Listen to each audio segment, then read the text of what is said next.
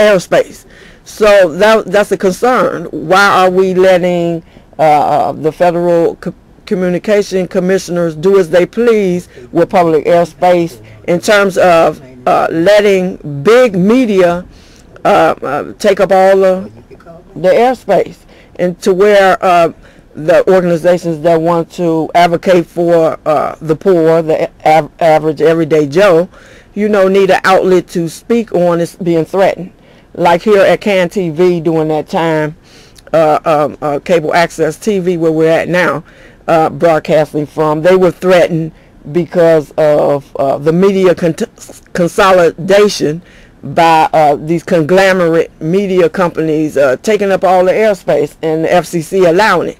So we met last year with Commissioner Jonathan Adelstein to see what could he and his partner Michael Copps, who are the ones who try to adhere to the public to try to get more media access to minorities so they can own the airways, and try to adjust some of the rules that's in place now, because the other three commissioners and the chairman's appearing not to want to make changes.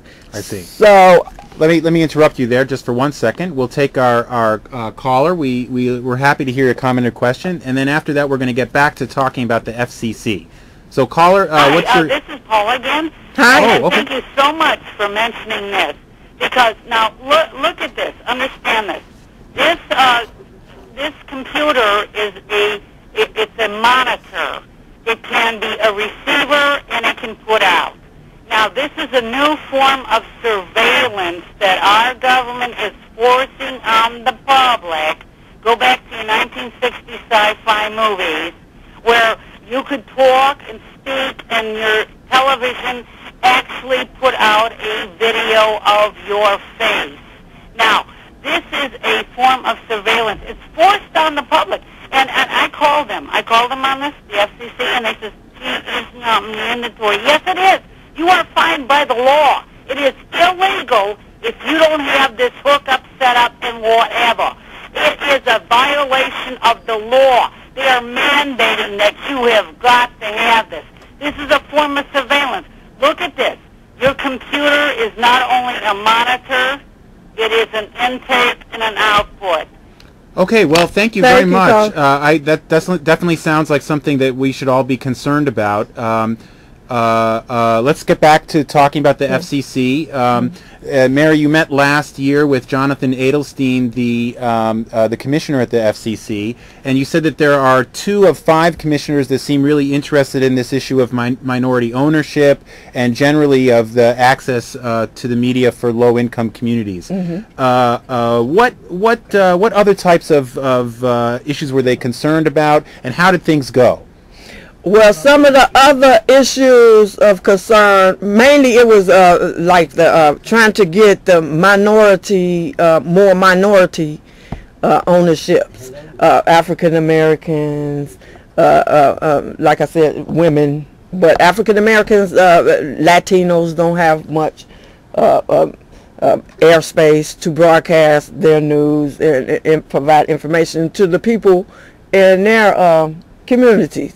And so that led to, recently, I went to Minneapolis, Minnesota, in which the Free Press, this is an advocacy group to help stop what they call Stop Big Media from continuing to, buy up all the airspace, to where people wouldn't have the opportunity. And so they get together every year at a convention, and they host journalists there to talk about some of the problems that journalists face in their newsrooms, as their editors not so apt to adhere to them in making change and start having more information on grassroots kind of issues, like with housing, and to what effect is housing occurring to the poor. Police issues. So, for example, just for example, would an example of this, I guess, let me ask you, would it be that if you watch the nightly news, you're more likely to see a story about home ownership than, let's say, about rental housing? Is that the kind of thing you're talking about? Yes, it is, and to the extent of nobody really tracking or considering the homelessness as, especially as particularly public housing in Chicago or nationwide, as that matter, you know, having these type of plans for transformation of their long time dilapidated, mismanaged properties and so forth, and what all that relates to schools. Where are people going to as they go to schools? What's the issue with that? You're not hearing that much in the mainstream media, on TV, news, and on the radio, unless something drastic has happened. And why do you think that is, Mary? What's the problem with the mainstream media that they don't cover these issues of concern to low-income people? Well, as I've recently discovered by attending the Free Press National Conference on Media Reform this past, from June 6th to June 8th this year, I went there and sat on some of the workshops in which they were talking about some of why these things occur.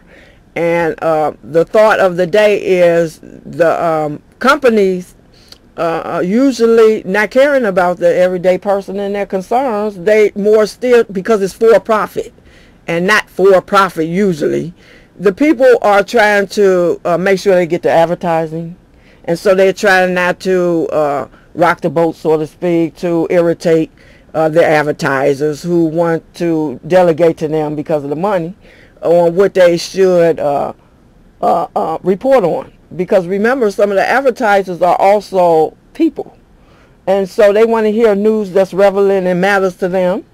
And so along with some of the editors just in general at some of the media outlets and some of the owners, they're not concerned so much with what's happening with a low-income person or truly the worker that's suffering when they have money and stuff like that. And is that why, like, you won't find, I don't know if any of our viewers have had this experience, but I've noticed that as I drive through the South and the West Sides, I don't find a single newspaper box. If I go in Bronzeville, say, I can't think of a single location where I might find a box to pick up a Tribune or a Sun-Times. And I've also noticed that when I go into the grocery stores or the convenience stores that do have newspapers, they generally sell out very early during the day.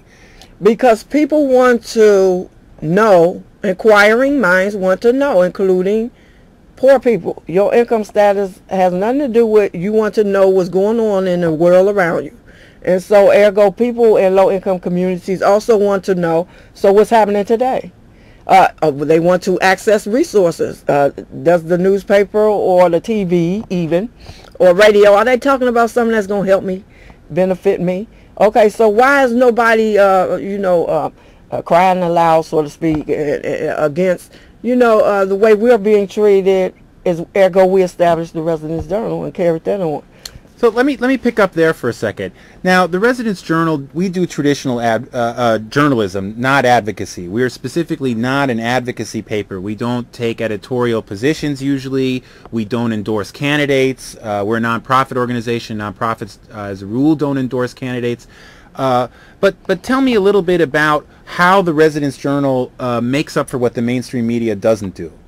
We mainly have the opportunity to foot soldier, meaning because we circulate 40,000 copies and come out quarterly, meaning 4 times a year. If we're fully funded, because we're non-for-profit, then we come out 6 times a year. But in the interim, you need to still provide the news too, so we access the internet.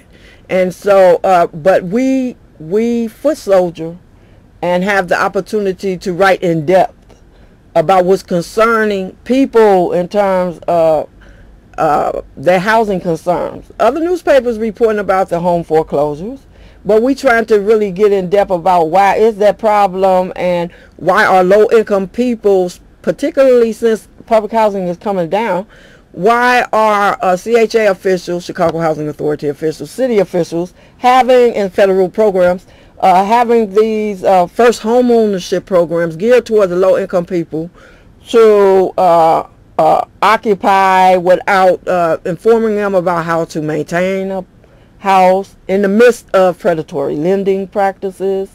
And so we got to focus on them because they need the information that the mainstream media is not focused on reporting in those type of areas. What do you think, Mary, about the issue of reporters themselves?